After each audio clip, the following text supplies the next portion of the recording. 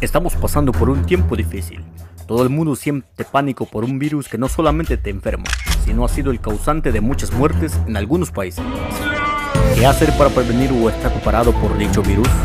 Una de las principales precauciones que debes tener en cuenta: tener un margen de higiene detenidamente, antes y después de hacer cualquier cosa.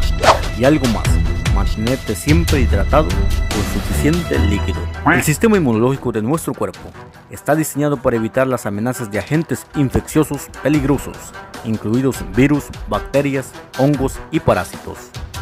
Creemos firmemente que Dios ha provisto de remedios para diversas enfermedades en la naturaleza, tal como lo expresa la siguiente cita, que dice lo siguiente: Dios ha hecho crecer hierbas para que el hombre las utilice, y si comprendemos la naturaleza de esas raíces y hierbas y las empleamos acertadamente, no habrá necesidad de correr con tanta frecuencia en busca del médico, y la gente tendrá mejor salud de la que tiene actualmente. Creo en la conveniencia de pedir la ayuda del gran médico cuando hemos utilizado los remedios que hemos mencionado. No hay nada que temer.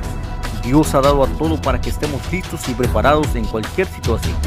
Simplemente tenemos que acercarnos al Señor y poner nuestras vidas y fe en el Señor.